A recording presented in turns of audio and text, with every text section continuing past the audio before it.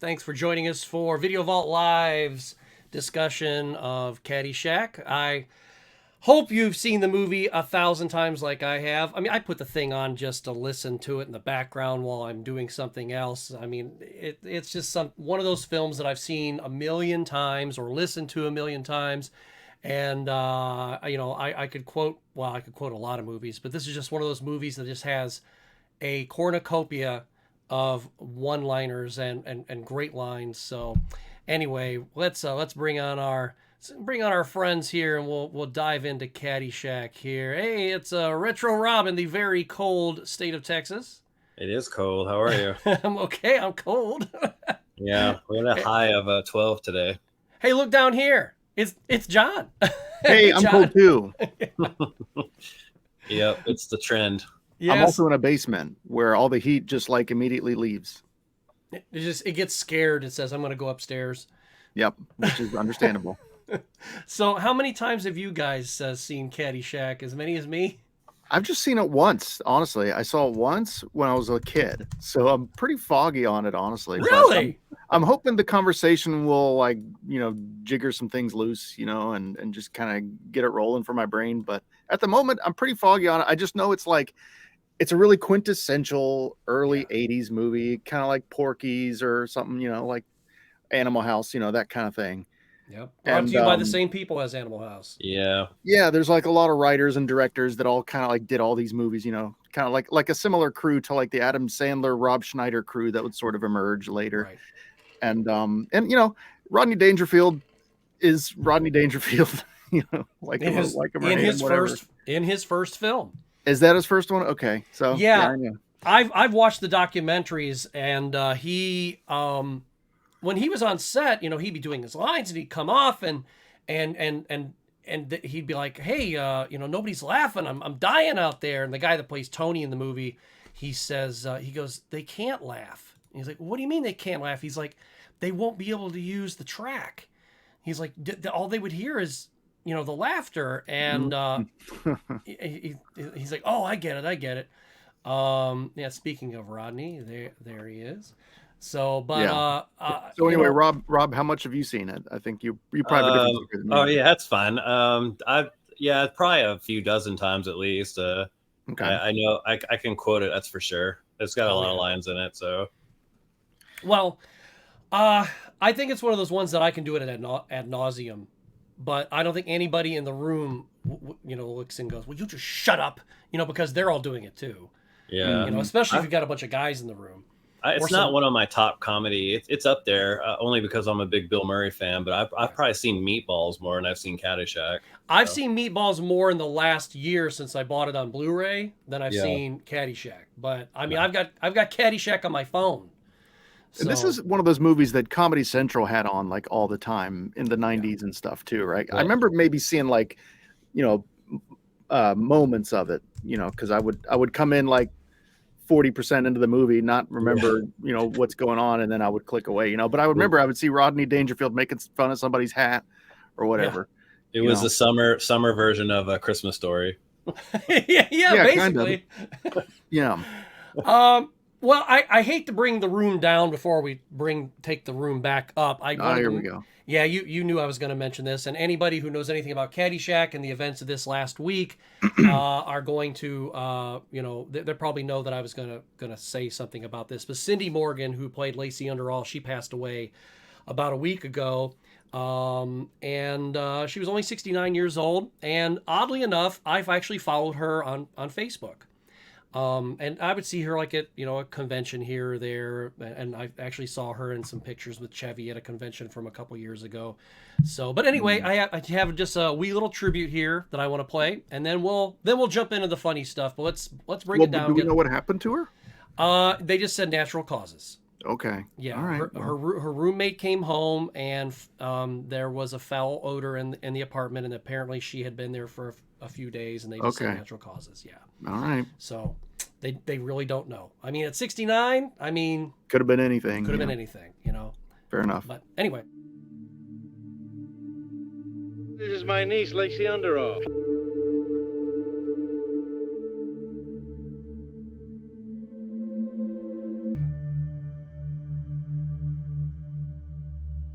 Thanks. Thanks a lot.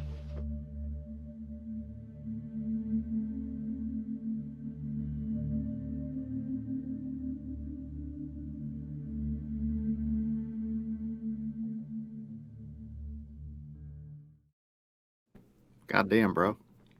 Yeah, it's part of life, and it just stinks because I was thinking, well, hey, it'd be kind of cool to reach out to her or somebody, especially since I actually followed her and be like, hey, maybe she could just pop into the comments or something, but can't do that now. And if you remember, we were supposed to do Caddyshack about 3 shows ago, but that's when I got sick or whatever. So I was like, oh well, And things the happen. cascade of Christmas stuff happened, and yeah. Yep. So there you go. But anyway, Well, Cindy, wherever you're at, rest in peace. And thank you for that, and for Tron, because she was also in Tron. That's what I was gonna say. That's really my association with her is Tron. Yeah. Because she was fantastic in that. Yeah, absolutely. But anyway, the first thing I'd like to ask, if you guys were to visit Bushwood, what kind of shenanigans do you imagine happening at your stay, Rob? Anything crazy you might expect? No, I'm not a golfer. Even when I did golf in the military, I was usually drunk. So that's the best way to do it. I would well, only so were go, they. I would only go to drink beer and then drive the golf cart and go get more beer. So Okay. yeah, I have no interest. Golfing drunk is best because then everybody can invent their own version of events in their head. Yeah, well, I just stopped golfing too, though. But like the 8th hole, I was just done. 18 is a lot. It should end at like 7. It's a whole day. It's just you're just out there, and it's fun for a little bit, I guess. But I can't imagine. I'm more of a mini golf guy, I guess. I'm the same way. I've never taken it seriously. I've never owned like my own set of clubs that weren't like from a garage sale or something. I was like, oh, these will work.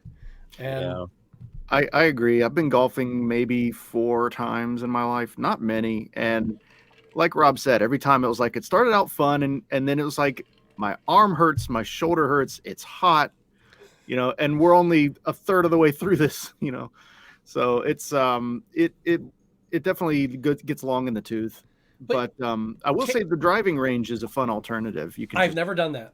That's fun because it's just the fun part of golf and none of the fat, it's just like the swinging at the ball part, and you just do it over and over again. And there's other games you can play where you're like trying to get the ball in certain zones and stuff, but for the most part, it's just the fun part. So I recommend that for sure.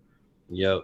Same. And bowling. I like sports where it's not necessarily like you and another person, like, conflicting necessarily. Yeah. And I don't want to travel either. I don't want to go on an expedition across these lands. You have to wear Indiana Jones gear. Yeah, man. Or bowling. Yep. You're just right there, man. That's it. And I accidentally win or get close to winning at golf. I mean, because I don't take it seriously whatsoever, and I just go out there and just hit it as hard as I can and do whatever. And everybody always, is, we're always just goofing around. We don't take it seriously, except for the one person that I'm usually with, and I've only been about 4 or 5 times.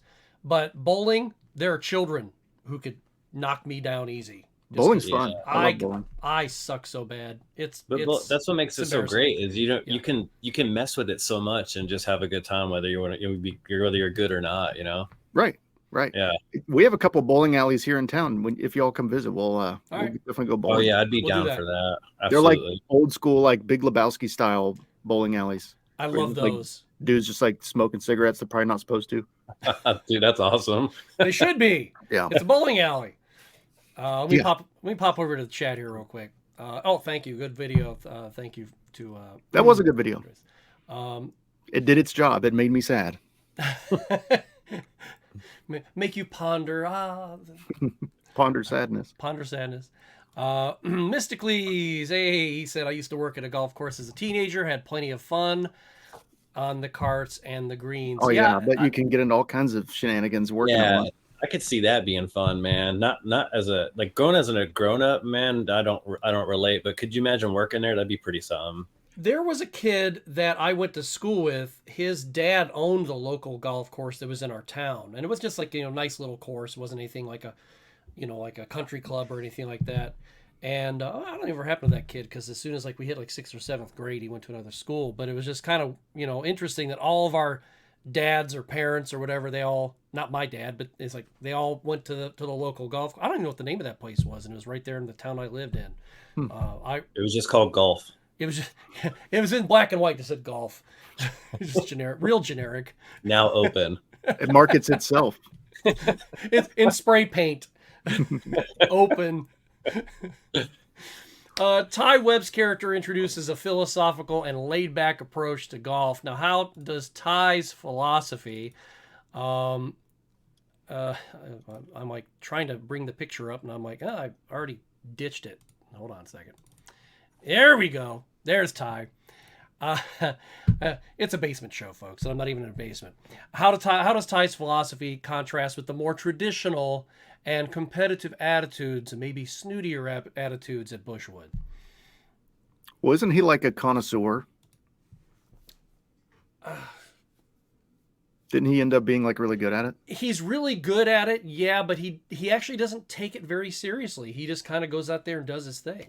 Well, but that I would say maybe that's what he brings to the table then. Like he's just kind of having fun with it, and yet he's incredible. So maybe you don't have to be so freaking serious about it. Right. Well, let me show you this.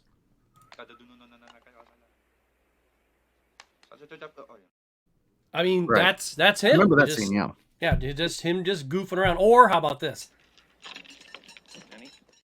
Blindfolded, and he actually gets it onto the green.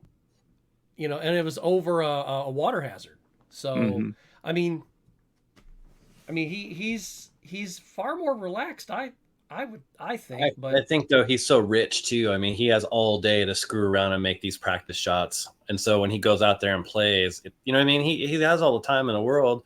He's even golfing at his house. I mean, I don't know. That's a good point. That's a very good point. He's like one punch man. He just always like it's like putting pants on for him. It's not a big deal. So yeah, that is a very good. I never thought of that, because he is very wealthy, and he just kind of he's out there just wealthy, doing his thing. He's bored. He's bored. He's got an approach to life that a devil may care, because I mean, what does he have to worry about? Similar to Rodney Dangerfield's disposition, I guess. Yeah, just Rodney's more fun though. Right, he's just more of a clown about it. Yeah. Yes. Now, if you were a caddy, okay, so Rob, you're a caddy. What sage advice would you offer golfers, a la Ty Webb? So, I don't really know what I would tell him, because I mean, I don't even know myself how to play, so to recommend anything would be pointless. So give some very authoritative advice. Yeah, I mean, go ahead. I could just steal be the ball, Be the ball. You're being the ball. Be the ball. Go to your home. Here's your blindfold. Go home and play a golf video game. Go play Power Golf. Yeah, there you go. Yeah, I'll get out my PGA Tour 3 on the Genesis and play that. There you go. John, how about you? Any advice that you might give a particular golfer that, in the style of Ty Webb and his kind of mindset? Anything that you would say, hey? I say go. I mean, but this is my advice for everything. So I would say just go home and play TurboGrafx games instead. Go play Power Golf on the PC Engine. You're gonna have more time. You're gonna have more fun, and you can be in an air-conditioned environment. So okay, quit playing golf. Get the hell out of there. Get out of there. Go home. The golfer's legacy. The legacy of Bushwood. The gopher. He became quite the mischievous and unexpected, iconic character. Do you have any favorite gopher moments? He's a very multifaceted puppet, isn't he? He's got a lot of moving parts. I respect that in a puppet. Yeah. He's not like a one object just being moved around. He's got like he's got like joints and stuff. He's a good puppet. And a very dolphin-like sounding puppet. I need to hear it again. Do you have it? No, I do not. Didn't he do a dance like at the very beginning? At the beginning and at the end, yeah. At the I'm end gonna say also, the beginning is my favorite because that's the one I remember. Yeah. When he's like doing this and his body's like twisting and everything. It was such a weird, I don't know, addition to the movie. I wouldn't say unnecessary, but kind of, I don't know. I wasn't expecting it when I first saw it. It is kind of out of place, isn't it? If you think about it. It's Like more out from of a different place. type of movie. Yeah. It's more out of place than you think because the script originally was gonna be like it was originally 256 pages long, or 260 or something like that. And they had to chop it down to 115, and there was no gopher in sight even when they filmed the script. And they're like, we need something else. There were a lot of people that said even with the actual finished script, most of it was never filmed because it was almost everything was ad-libbed, especially Bill Murray. He was brought in. He only had time to be there for 6 days.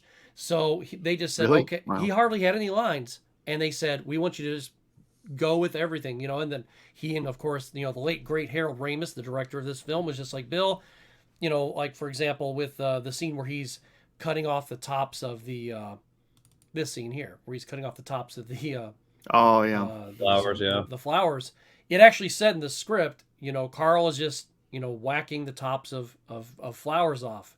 That was it. And he actually said to Bill, he goes, I've actually done a couple marathons here or there.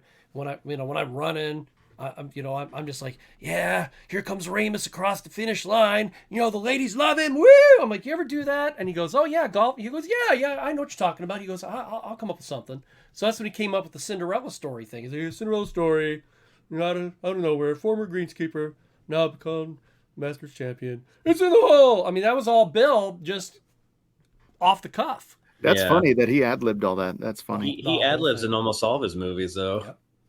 And you see, how funny he is and how well it fits in every film. He's a master at it. Not a lot of people can do that. And then Dan Aykroyd tried to do the same character in the second movie.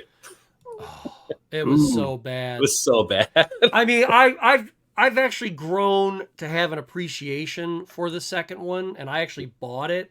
No. But there are much worse films out there. Is it a good film? By no means, no.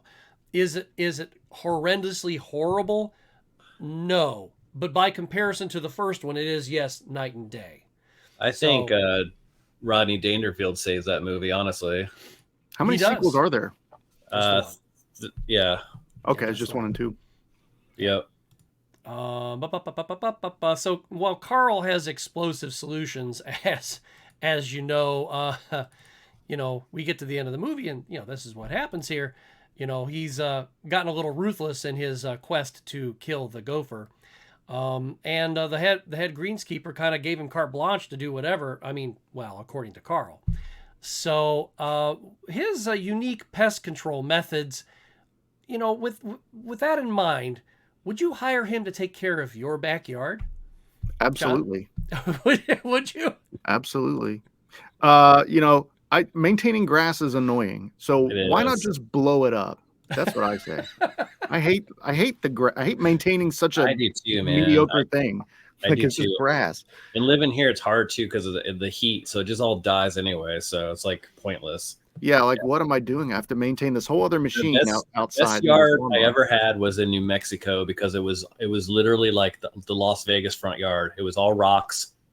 And then for whatever reason, they put in this weird ass little putting green in the center of the yard. That's great. And that had sprinklers in it. And then that was it. And that's all the yard I had to take care of. Well, yeah. That's awesome. I like that. Yeah. And if you want a plant, you can get a plant, Yep. And just have a plant in your house. There was or on your just porch enough green in the front yard to appreciate that I don't need any more yard. Yeah. I'm glad we're simpatico on that. I love that. My ex and I, we lived near this one neighborhood that was, it was a nice neighborhood, but not like, all posh and gated and all that stuff. And we would walk occasionally from our apartment down this, down through this neighborhood. And there was one yard that was exactly like you're talking about, Rob. I'd never seen, and this is in Ohio. I've never seen this before. And I could probably drive by there today next time I go back home. And they had nothing but stones in the yard. Mm-hmm. And there was not a blade of grass anywhere. And I'm like, nice. Yeah, it's normal. Las Vegas and Arizona, it's all you'll ever see. I never see anything like that. And I'm like, number one, how the hell do you do that? Unless you're wealthy, then people put in yards, and then they have people that take care of those yards. Yeah. Yeah, well, there's also like water management out there is tougher too. So it's like if I can maintain grass, it's like a status symbol out there, right? If you're wealthy, then you just pretty much consider those your plants. Mm-hmm. I have to go. Every water blade the of grass plants. has a name. Yeah. Now, Lacey's role in the plot here. Now, she does add a layer of romance and chaos to the movie.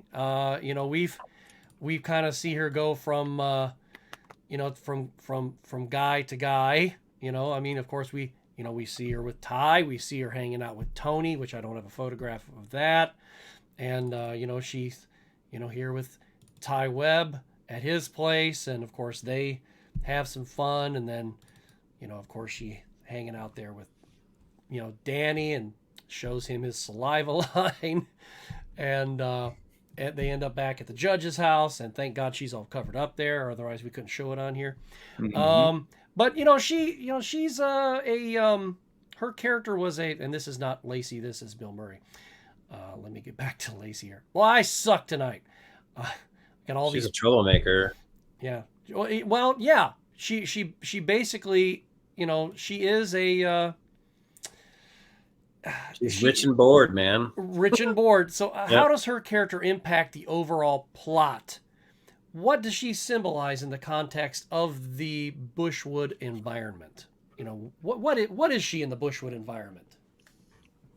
Like Rob said, she's rich and bored, like a lot of these people. It's why rich people have these weird, eccentric, hobbies and ways of being, because it's like they don't have any real problems or goals to work towards anymore. So their mind just wanders into weird places.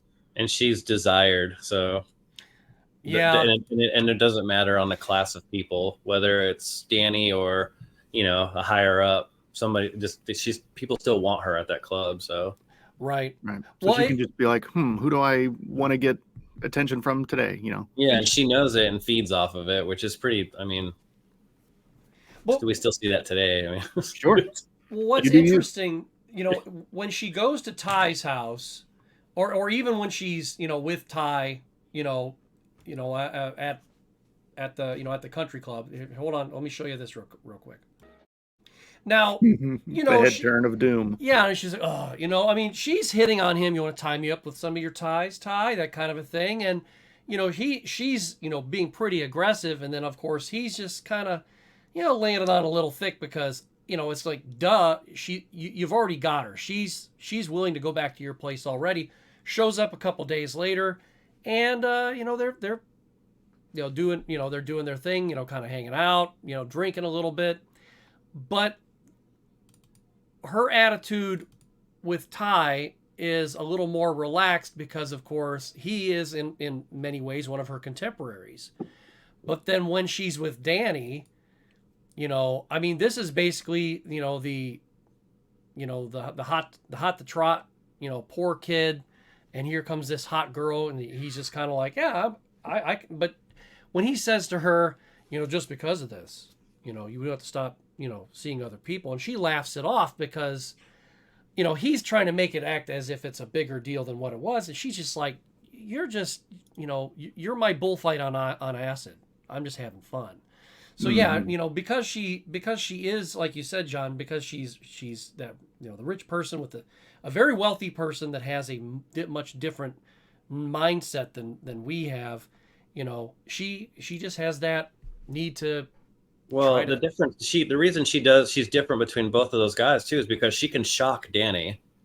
Yeah, and Ty's seen it all. You're right. So that's why when she's with him, she's like, whatever, I'm not going to try anything because he knows all this stuff, And I think she just lets her guard down, and then they're both the same person. They're both just partying, relaxing, having a good time. But with Danny, Danny's just like, oh my God, a girl. Right. Yeah. Oh my gosh. Oh, it's a girl. Yeah. I love you. Yeah. Interesting. Well, my wife and I were talking about that the other day too, because you've heard when he's talking with Maggie about her, and when he shows up, to serve at dinner, And he goes, I know why you came here tonight. That girl, she's been plucked more times than what did she say? The Colonel's chicken. or close No, enough. I just made that up. The rolls of Tralee or whatever she says. Yeah, I don't know. It's something from Ireland. Yeah, and he goes, oh really? And, but it never occurred to me, as many times as I've heard that and watched it, she basically told him, yeah, this is the easy girl. And she's trying to make it a warning, but she's not bright enough to realize that wasn't a warning. That was a, hey, she's easy. And he's going, oh, great. As opposed to, oh yeah, he could have just said, she she's told Eric Foreman what to do. Yeah. Yeah. She just told Eric Foreman what to do. Exactly. Yeah. So now, of course, poor Danny, of course, he's got this girl coming after him. He likes Maggie, and he of course gets with her earlier on in the movie as well. He's got some, questionable choices here and there with his character arc, particularly his moral dilemmas that he faces.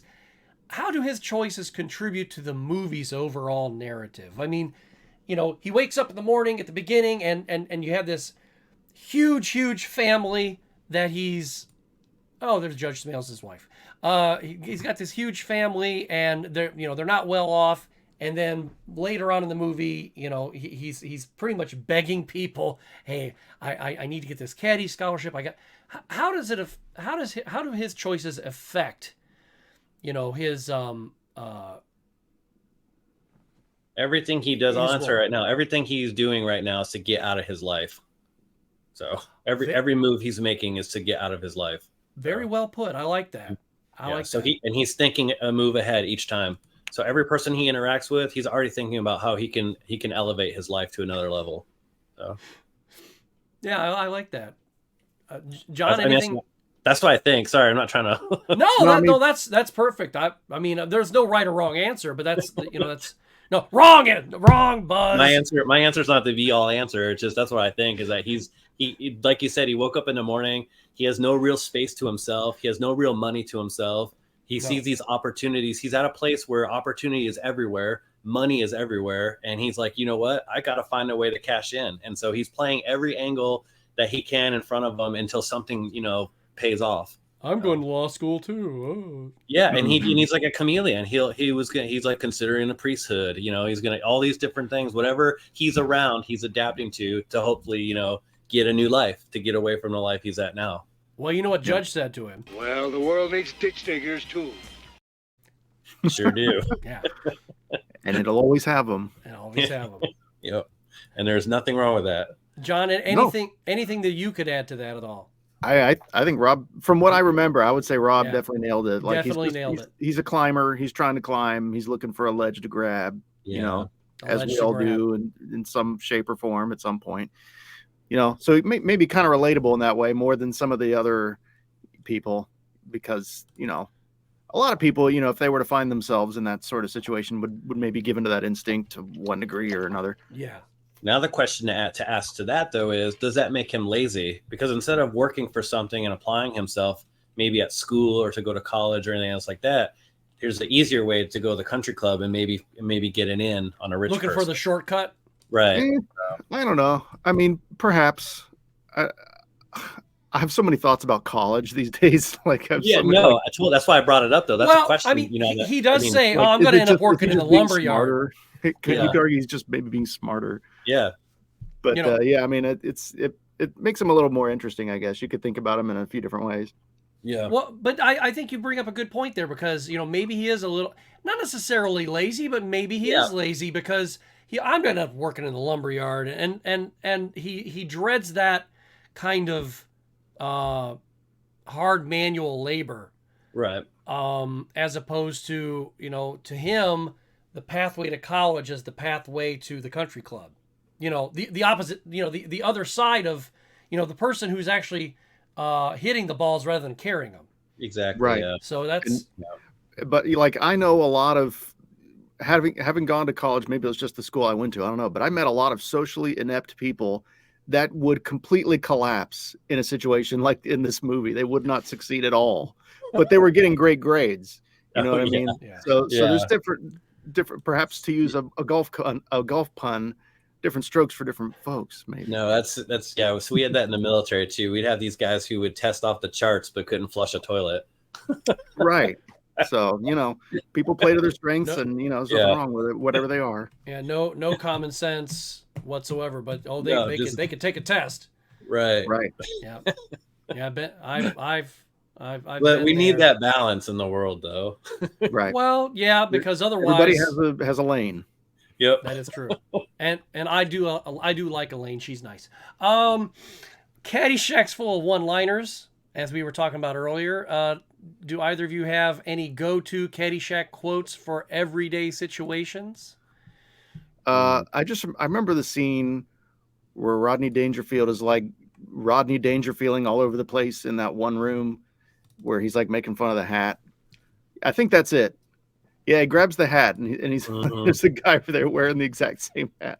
And he says you should get a free bowl of soup with the purchase of that hat. Oh, looks good on you Yeah. though. He just Free like bowl comes of in like a rudeness tornado and just destroys everything. A rudeness tornado. I gotta write that down. Hang on. That's what he is. Rudeness- It was, man. He came in there like he was hot the second he walked in the door. I mean, look at what he's wearing. He just dominates the space. Well, the funny thing is, it's actually based on a real person, I guess, too. That somebody Right. he knew, and even dressed like that. So He owes that person everything because that's his whole shtick. yeah, Yeah. Rob, any particular one-liner that comes to mind for you? Probably I used it this morning, Goongala Loongala. Goongala goongala goongala goongala. I don't have a picture for that, unfortunately. So I just Yeah. like that because he tells that story and then he's just he's holding that pitchfork in the most threatening way. well, he and Ramus act because like they kind of like came up with the concept, and even Ramus said, "Hey, what if he stiffs him?" He's like, Yeah. and Bill was just like, "Yeah, I dig that. Yeah, he should stiff." So he just keeps making up this story with this kid as he's going. But Yeah, they butted heads a lot on this movie too. yeah, Yeah. From what I hear, the behind the scenes of this movie was like, it was two things. It was drama central, and it was also a coked out, Yep. drugged up, like Oh just my God. 24/7 party. There was many times that they were asleep like on the golf course, passed out. Like it was That's bad. hilarious. In the cast, everyone was hooking up with everybody, and they it was had a just hurricane rip. insane. Well, it was filmed in Not a Florida. good combo, man. And there was a No. hurricane that ripped through there and it tore the sets up. So they also, they had to hunker down for a couple of days. Number one. Yeah. So there they are just partying. If you watch either the two documentaries, the 19th Hole or the other one, which I forget the name of, there's all kinds of pictures and stuff of them just partying and drinking and drugs and whatever. And then there was the on and off again feud with Bill Murray and Chevy Chase. And Yeah, they, which I guess that had been a thing for a while, but at that they didn't point, get along during the movie. No, they had a big altercation on Saturday Night Live before Yeah. this movie, and Chevy Damn. Chase thought he was like the biggest comedian that there ever was going to be, and no one could be as good as him. And Bill Murray said nope, and they got in a fight, and Murray knocked him out. Well, and Bill was the one who actually replaced him Yeah, on Saturday Night Live. So it's kind of like you're my replacement. You're the rooster in my hen house. It's just like, dude, Yeah. you left. I watched something today because I don't get me wrong. I like Chevy Chase's comedy. I think that he's been a fairly big influence on my movie watching habits and a lot of some of the stuff that I say here and there, or his characters, that is, not him. But I watched some things about him, and I did start reading an or biography. I don't know if it was an autobiography about him a couple years ago, and I couldn't get all the way through it. But he comes from a very wealthy family. He's from the Vanderbilts. His wife was mentally not his wife. His wife's a sweet lady. His mom was, according to this biography, was mentally ill. He could be watching right now, so Chevy, I'm sorry, but you know what this thing already says if you are watching. He does. He lived it, But The arrogance that yes, Chevy Chase has emanated for the majority of his life really bugs me. Like Yeah, it's hard for it's me not to. I everything you just said is true, Scott. There's no denying the legacy, but he's not like the best ever. no, He's not No. he's not Steve Martin. He's he's not not Bill Steve Martin. Murray. He's not even Martin Short. He's not friendly to people. Now he is going to a lot of these conventions and stuff and fan expos and stuff, and he's being really nice to a lot of people, I guess. But once again, now Well, he's now. cashing in, and that's now. But I think he's realized a little bit that he's kind of not been very cool. Yeah, Um, I mean, I look at the 80s. I'm looking up like his the best movies from the 80s right now. His Scrooge moment. It's his Scrooge moment at the end of I his life. see best movies of the 80s. I see Uncle Buck. I see Naked Gun. I see a lot of movies that Chevy Chase ain't in. Ghostbusters. Mhm. I mean, I'm not My saying again, I'm my not denying the legacy, but my he one ain't and only Chevy Chase movie that I will love forever, and the only thing that I think he was the greatest at is Right, hold on. Don't say it. Don't say it. Oh, Ready? We'll do it on a count of three. okay. We'll see if you and I come up with the same one. We're doing rock paper scissors. Well, we'll do it like rock paper scissors, but we'll just say it out loud. So one, Okay, two, 2, 3. three. Scissors. Fletch. Yeah, it's Fletch. Yeah, Fletch Wait, is did my I win? No. Yeah, I only did one. Yeah, it's Fletch, and I quote that movie nonstop. And Second even one my too. even my screen name for my Xbox is Erwin Fletcher. So Is it? yeah, I didn't know that. yeah. So, but it sucks though because I'm more of a Bill Murray guy, being from Chicago. So you would think that like Peter Venkman would be my Xbox name or something like that. But Yeah. Fletch is one of those movies that I've always identified with him personality wise in that movie, where he's just his demeanor and the way he handles everything. I find Yep. very relatable. So I agree. I agree. And I saw Fletch. I never did see Fletch in the theater because I think I was 11 when it came out or something. yeah, But I saw Fletch Lives in the theater like 3 or 4 times. And Yeah. I love that one too. I love Irwin M. Fletcher, Irwin Mahatma Fletcher. but What's that's your it, address? though. 7. That's it. There's not a lot of other movies. Like even like I said, I mean, I've seen Caddyshack a handful of times for sure, but I've seen other movies like I said, Meatballs or other over Chevy Chase movies. I mean, if any movie that I watched the most of that had Chevy Chase in it is probably Christmas Vacation, because my family would always watch that every year, or it would just be on the TV, yeah. But For the way yeah. the way he projected himself out to the world, as if I mean, he had issues on everything he's ever worked on. I mean, even the cast of Community were like, what is this guy's deal? Like, and that was a TV show. I mean, geez, by then, just kind of, you got to kind of find some kind of what's the word I'm looking for? Just Common ground. yeah, just be a normal, like be a normal person at that point, Right. But yeah, I don't know. And like you said, he's just now coming to terms with. You can see he's a lot more genuine and loving now because time is starting to catch up, and he's starting to make. I mean, he just made amends with Bill Murray like 5 years ago. Yeah. They hadn't And it's- spoke for like 25, 30 years until That's like 5 insane. years ago. Like 5 years ago, they finally just spoke to each other, and Well- like that. 'Cause that's the grudge that he holds, though. Yeah. Better late than never, I guess. No, I know, and so he's doing good by by people now, but it's just a shame it took this long.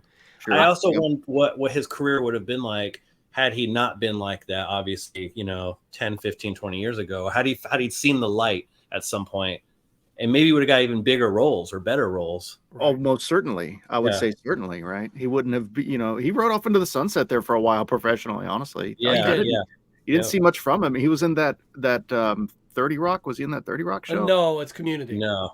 Okay, yeah, that's what it was. Community, 30 Rock that's had right. some other, it had like Alec Baldwin or somebody else. Yeah, there. he was on there for 5 years, four seasons or 5 seasons, I forget which. And then the season after he left, when he wasn't even there, they killed him off. Yeah, because it was too much to work with him, though. He was Yeah. just so arrogant and was starting arguments with everybody. I don't. I'm not trying to turn this into a Chevy bash fest. No, and that's what's terrible is because I did tag him on Facebook, and I know he's never gonna, I'm gonna tune into these guys, haha, and see what they say, He could be watching. You never know. People creep. Well, He could be, and I just don't want He's him like to, he's getting Rob's information down right now. I don't want him to write. Yeah. Well, no, no, he's not getting Rob's information. This isn't Gene's Christmas show where I'm showing the addresses. So. Yes, that's good. So, I don't. If he couldn't get along with the Community cast, I doubt he's watching our show. well, the Chevy Chase. I didn't know that there was a Chevy Chase roast, and I guess that was one of the first ones they did. Yeah, I think. I guess they were pretty. Well, they're always pretty. They're vicious. Vicious, but I think he walked away from that with kind of a better attitude, maybe. Well, I think that somebody shown the Chevy symbol up in the air and said, "Dude, this is not the symbol for you to be coming to. This is your come to Jesus moment." And maybe An later. awakening. So yeah, and so Chevy, if you are watching, hey man, we're just joking.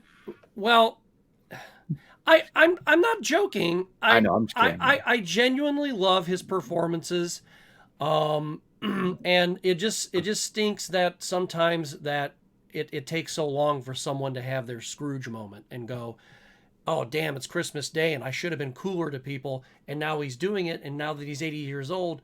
So better late than never, because I never want to be one of those people. Bill Murray said this. Because I saw this in a thing that he said, well, when people get famous, when they become a celebrity, it takes about 1.5 to 2 years of them being a jerk. He said, and then they come down off of it. He said, sometimes, he goes, I had it, and he said, there's a lot of other people, they get it, and it's like, yeah, he goes, unfortunately for Chevy, he never came down. Yeah. So maybe now he's finally coming down off of that, off of that high or whatever, because, he got some Emmys, he got some Golden Globes and that stuff. So, better late than never. Yeah. But anyway. Everyone's got to have those, like you said, Scrooge moment. That's a great way to put it. Like that you saw, you got everything put in front of you and you can finally put it together and you can adjust yourself accordingly. Everyone's had those moments. I've had them. Everyone's had them. They're important. And interestingly, Bill Murray was in the movie Scrooged. And his character had that moment, and at the end of that movie he's just pouring it out because that's all him ad-libbing. All ad-lib, yep. And you just see him just lighting up and all teary-eyed and everything. And I can't, I'm a little girl when I watched that movie, and I just, let's just put it like this: there's not a Chevy Chase movie in which I sit there and go, yeah, that was beautiful. I mean, there's a couple Bill Murray movies I do that. Steve Martin, we could go on. Anyway, we got anyone in the comments?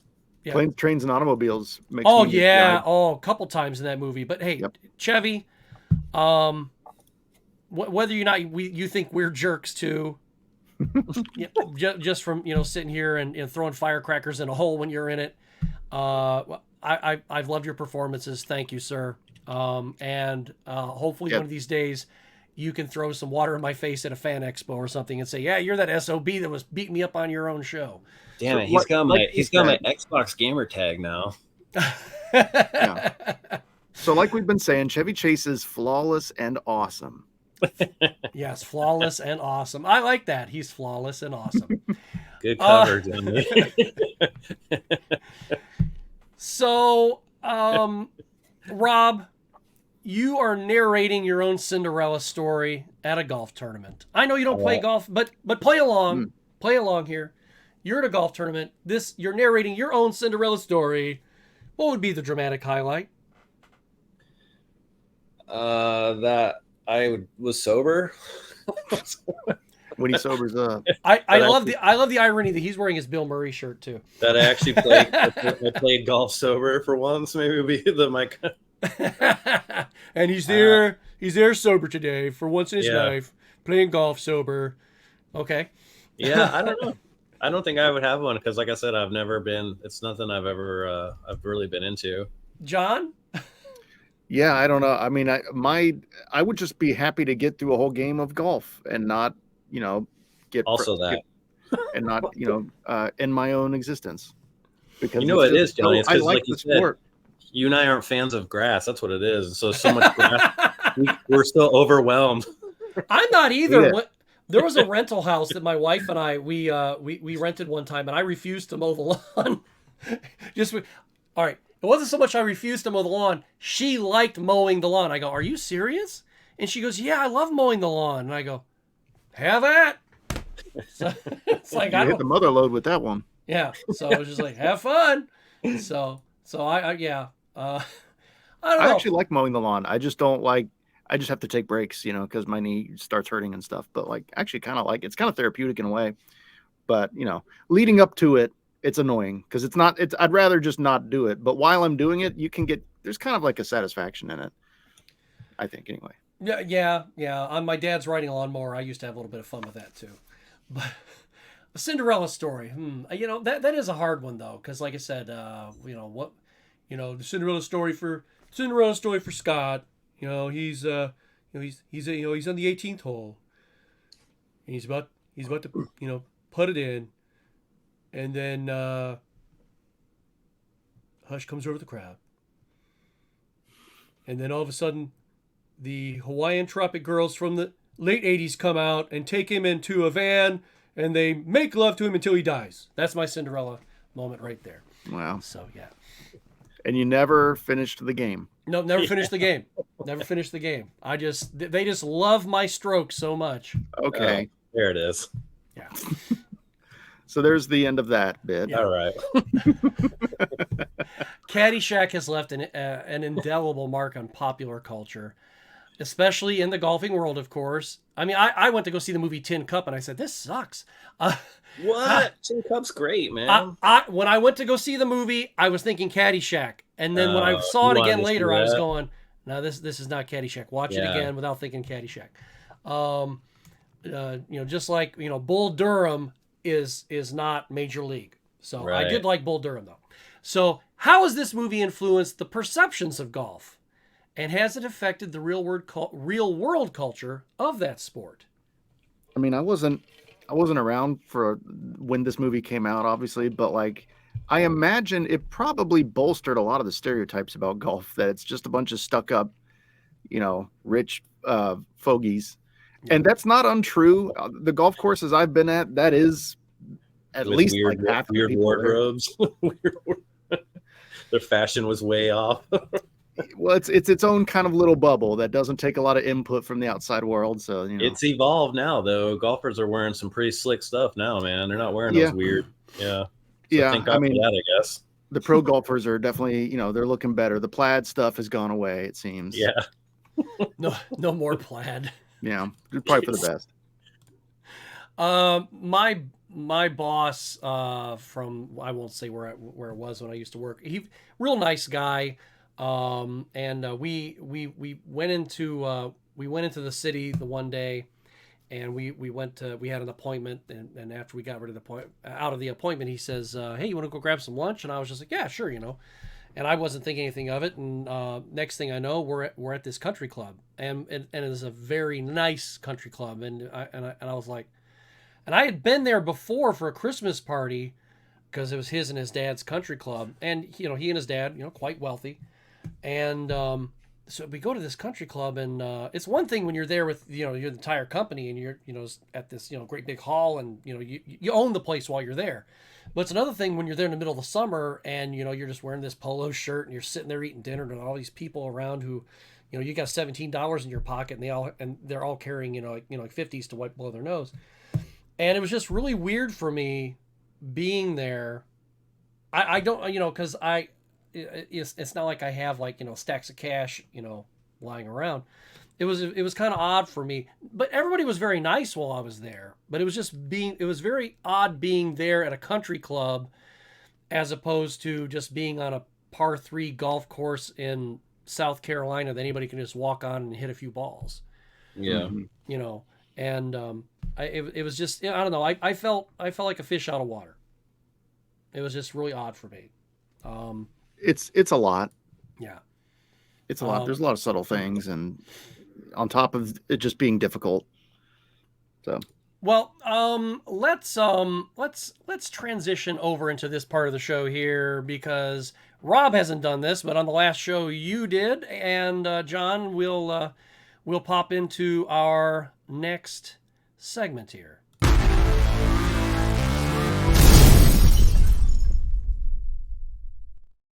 Oh shit. Yes. Now, Quiz?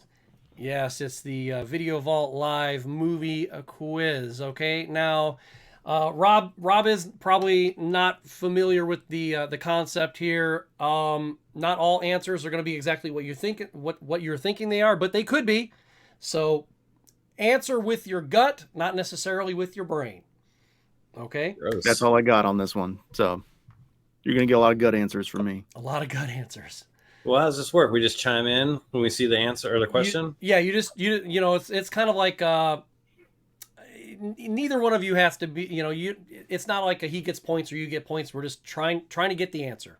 Oh, I'm out then. Well, I mean, we'll see. We'll see. Okay. Are we ready? Let's go. So, first question. Who wins the caddy tournament? Danny Noonan. Danny Noonan, that is correct. Yes. Okay. This one is a multiple choice. Ready? Okay.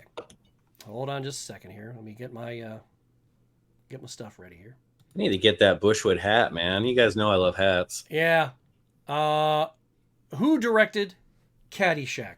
Harold Ramis. Hold on. This is multiple choice. Is it Carl Reiner? Lorne Michaels of Saturday Night Live fame? Harold Ramis? I heard it's Harold Ramis. Or Mel Brooks? Are you sure? I'm very sure. Okay. I'm gonna go with Mel Brooks. Okay. He does look happy there. I just like the way he looks. You both are wrong. I'm sorry. Sorry, it's on repeat. I was like, how many times are we wrong here? Are we evacuating or are we wrong? Is a fire alarm going off? It's a submarine and we're sinking. Jeez. This is scary, man. The actual answer is Steven Spielberg and George Lucas. They are the actual directors of the movie. I believe it. Yeah. So what? We'll go with that. How many people does Lacey Underall sleep with in the film? How many people does Lacey Underall sleep with? It's only 2 in the film. I actually believe. Well, we'll talk about that in a second. John, your video is going to get taken down with this image up. I'm afraid. I think. Yeah. It is 47, including the gopher. Oh, okay. I didn't know the gopher was up for grabs. Where did you get this number from?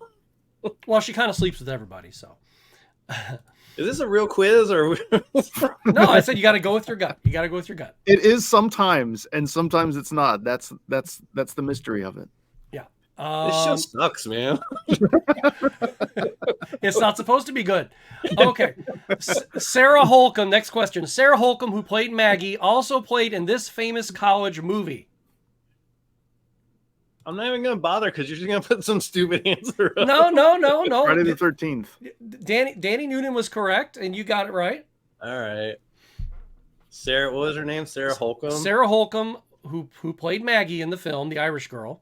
Yeah. She also played in this other college movie before Caddyshack. Yeah, I think Johnny got it right, isn't it? What did he say? 13th? Friday 13th? Friday the 13th. That is incorrect. She was also in Animal House. Yeah, she was Yes. the what's his name's daughter. Yep. The mayor. The mayor, yeah. She worked at the grocery store when they were trying to steal all that meat. Precisely. Agree to disagree. I think it was Friday cool. the 13th. Question 5, final question for tonight. Lacey wants to show you her saliva line. How should one react? I think it's gross, man. I'm out of there.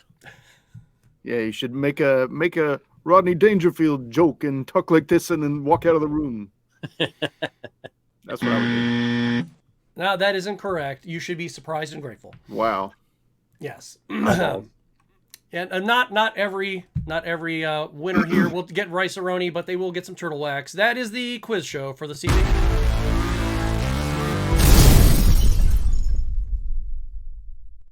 that replace Yeah. the harbinger of memes? Oh no, we're definitely not Oh. replacing that. We are going right to the Harbinger right Who now. won the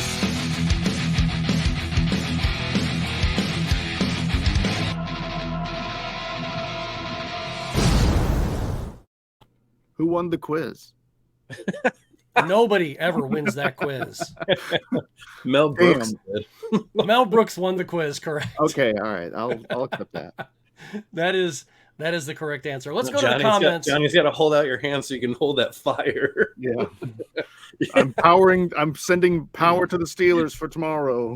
Oh man, good luck. Mystically said that Dan was super wrong. It probably scared him too, man. Yeah. Everyone's evacuating their apartment. Said, I've been enjoying listening to y'all while cooking and eating. Very relaxing Sunday evening. Oh, cool, man. Yeah. Those are two of my favorite hobbies too, man. Yep. He made breakfast for dinner tonight, so that's awesome. Ooh, always nice. Yeah, you like that new background? I mean, it's nice. Video. Like okay, so we are here at the Harbinger of, well, we need it tonight, so here's our first one. It is Bogey Nights. It's goddamn Okay. The next one. Looks This like hat, buy it and get a free bowl of soup. Hey. Yes, I part of the movie. I would buy that hat for a free bowl of soup. I'd buy it for $1. Yeah, I'd buy. And precisely, I would definitely buy that for $1. I'd buy that for $1. How did you have that queued up? I was wondering if he was going to have it ready, and he did. Damn, Scott. That was fast. It is a basement show, but I can do some things right on occasion. Get it ready. I play golf to relax. Yeah. There are people who are clearly angry people. They should not be playing golf that do play golf. That's a thing. That is a thing. People that like scream bloody murder every time they swing. That's a thing. And I feel like you should be playing like football or something else. Is it Tourette's golf? It's Outlaw just golf? like I have no emotional regulation in golf. They're trying to pump testosterone in the most like testosterone sport. Pump some oxygen into the. I wonder, you know what? I wonder how many golf people we're actually going to get comment in the comments when this airs later. Hopefully a bunch. You guys suck. Yeah. Yes, we do. Yeah. I'll take you out golfing. I'll kick you ass at my country club. Like, Like, all yeah, right, you man. probably would. You probably would. Of course, I talk to myself. Sometimes I need an expert opinion. His portrayal of that character is like the opposite of Forrest Gump. Is like the most tasteless, like half-ass thing. Yeah. It's funny. It works. I like, it's funny for the movie, but you know what I mean? It's like, it's so, looking back on it, it's like, God damn, you had no subtlety whatsoever. No, you didn't. On the hunt for Russian spies. This is Bill Murray in Predator. Yes, I would have seen that movie. This is right before the Predator took him out. This one's not a meme per se, but I it is. I keep playing. I don't think the heavy stuff's going to come down for quite a while. No, I thought the part where he actually got struck by lightning is like the most hilarious part of the movie, I think. Red farts! The special effects were so bad, and then it just showed like this weird convulsing. It was so terrible. It's what makes it so funny. Right. You're a bishop, for God's sake! There is no And he God. swears off God after that. There is no God. That's the genius of making like a slapsticky movie. You can have the worst special effects ever, and it's fine. It works. Yeah, absolutely. Yeah. Well, anyway, that is the last one for this evening.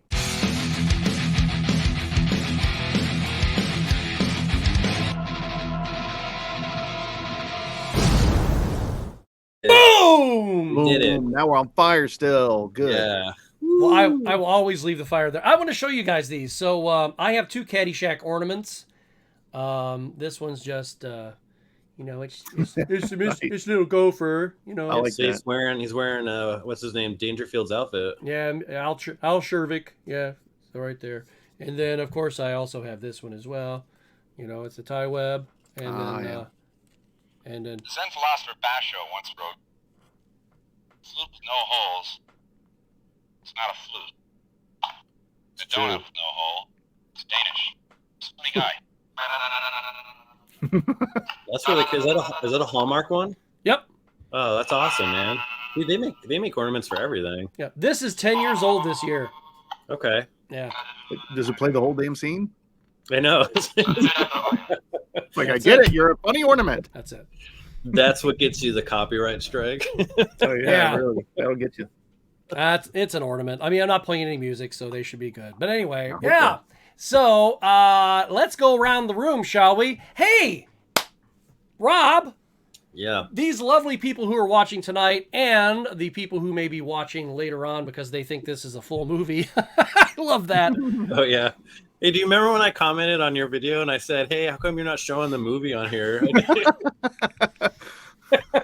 Unsubbed. You answered me like you answered everyone else who asked that question. I was like, oh, man, is he mad? No, I sometimes I don't get You were it. like, look here, idiot.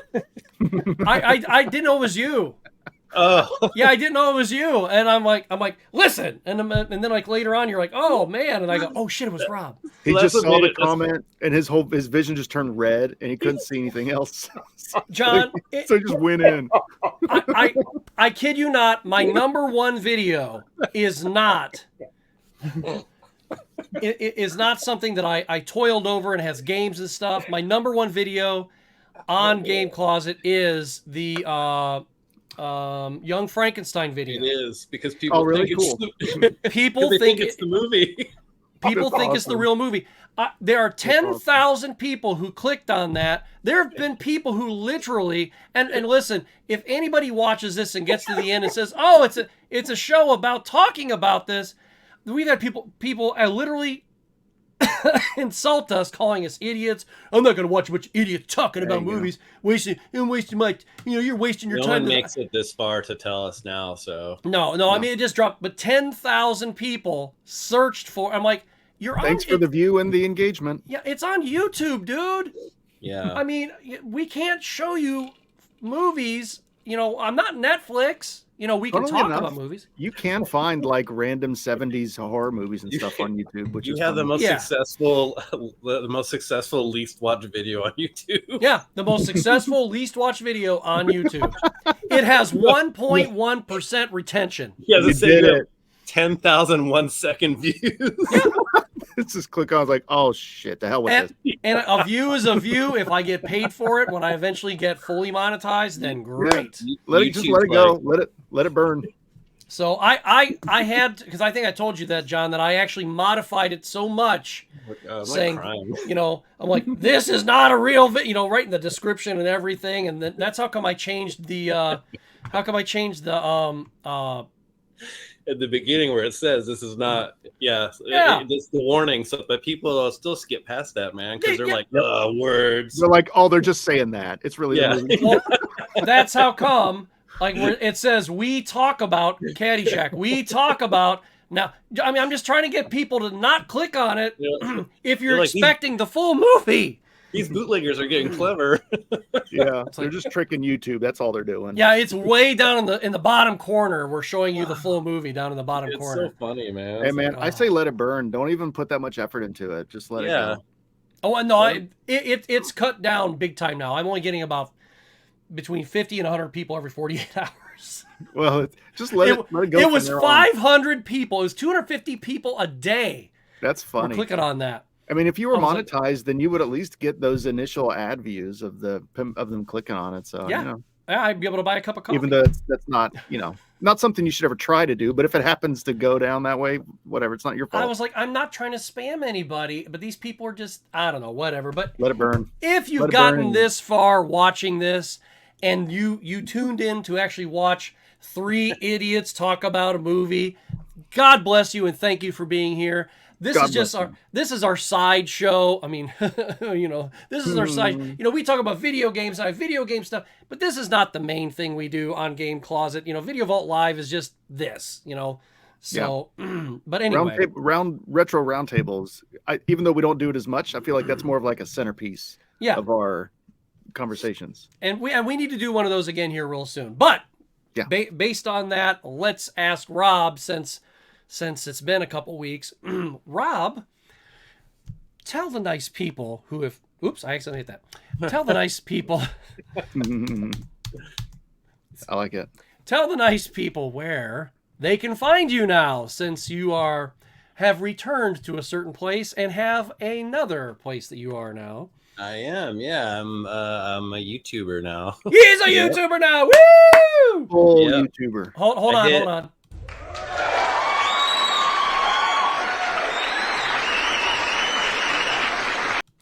I hit a 466 today, so I'm closing in on the 500. Nice. Did you get a bump and then from that John Riggs thing? Yeah, I actually went up like 15 subs. Nice. Okay, cool. That'll probably bad. continue to trickle I mean, it had 10,000 views, so I was hoping for a bit more, but they were probably like, I guess because when you watch the video, I feel like I'm just kind of like this like charity case. We so found this guy. Like, everyone's probably like, oh, that's really nice that Riggs had this like this poor man. That was really sweet of John Riggs to have him on there. Yeah, it's a damn shame that Keanu Reeves can't get a John Wick 5 out of this. Yeah. Throw him a bone.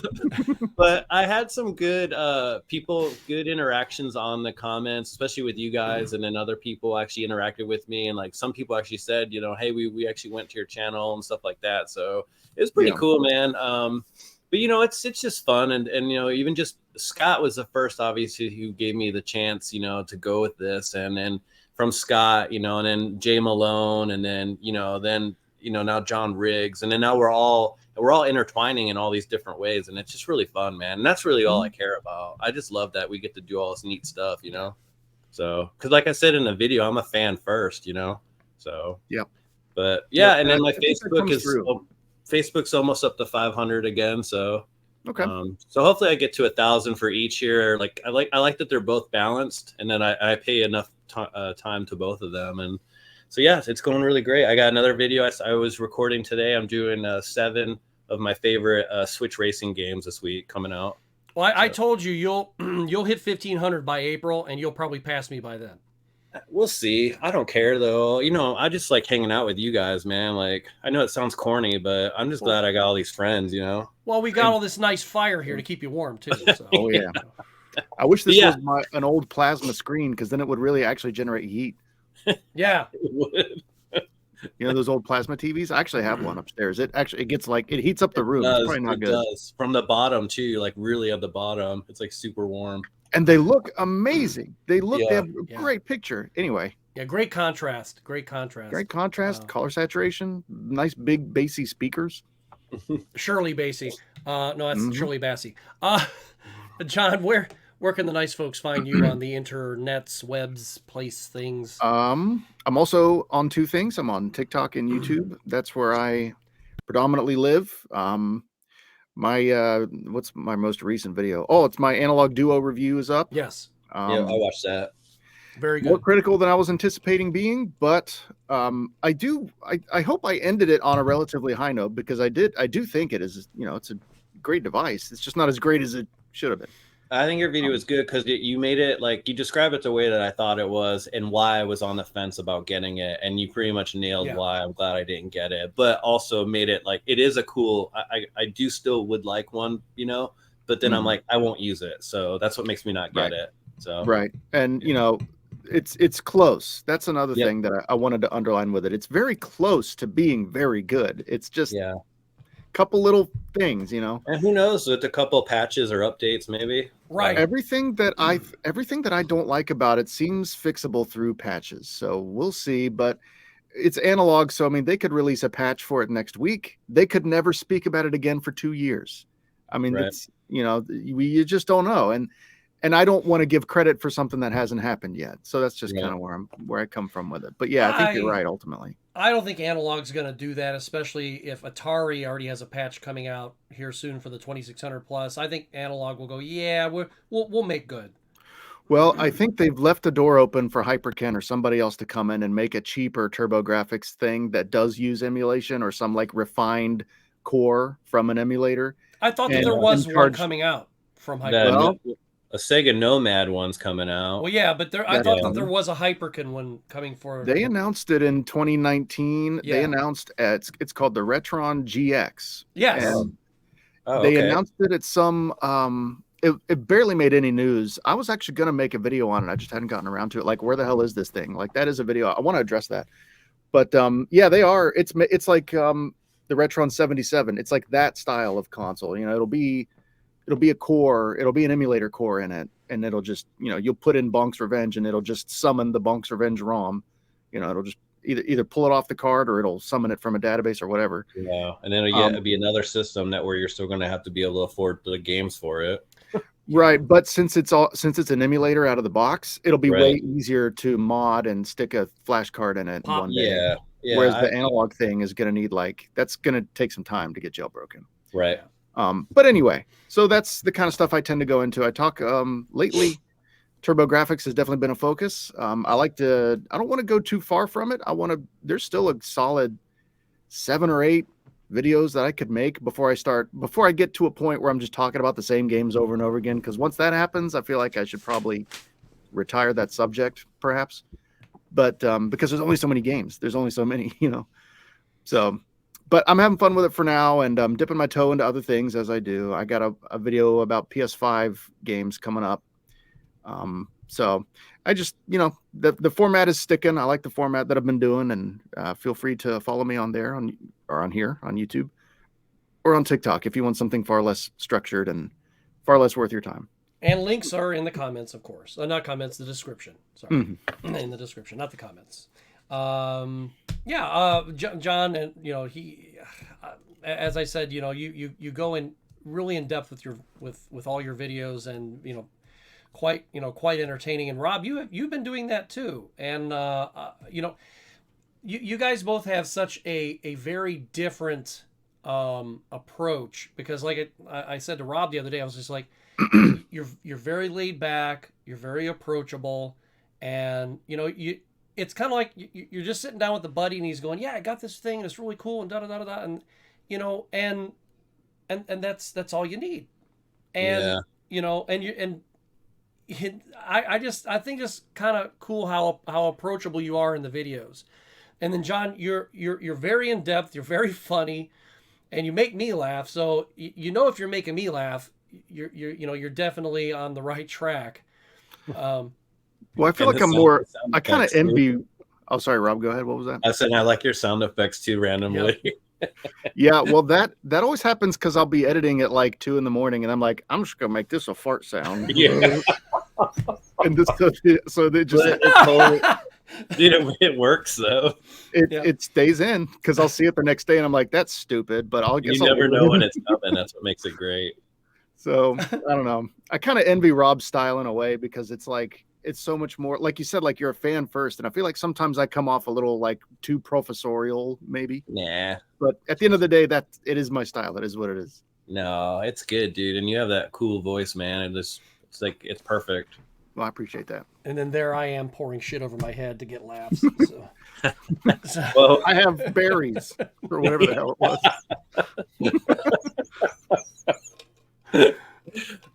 3 unique styles. Very, very. You know what would be fun is if we all did a show where we all like had a topic and we all had like 2 days to make a video about it, and we all just did it in our own ways, and then we watched them all. Okay, we'll do that. We'll talk about that. We'll talk about that real quick. When we that's cool, man. I like that. Well, right here in my hand, right here, I have. So I'll just show you real quick. One more time, right there. I've been working on the RoboCop video, and I've been a little. Yeah, when's that coming out? God knows. Hop to it. I told Rob I have 18. Well, originally it was 18 hours of footage to go through, and I haven't even filmed my stuff yet. I'm just editing the video.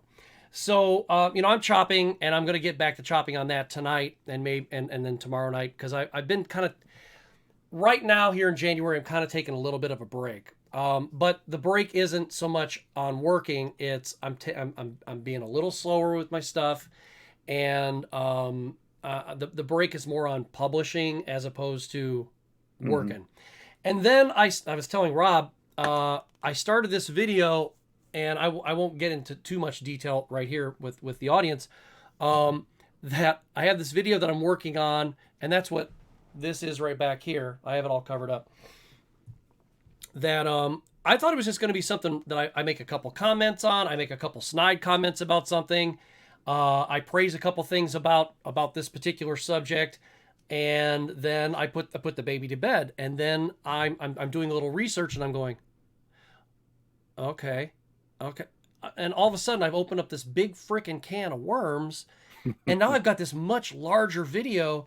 And it just gets deeper and deeper the more you dig. Yeah, and then it's not all bashing and it's not all praise. It's just, you know, I guess it's a very critical review of something in particular.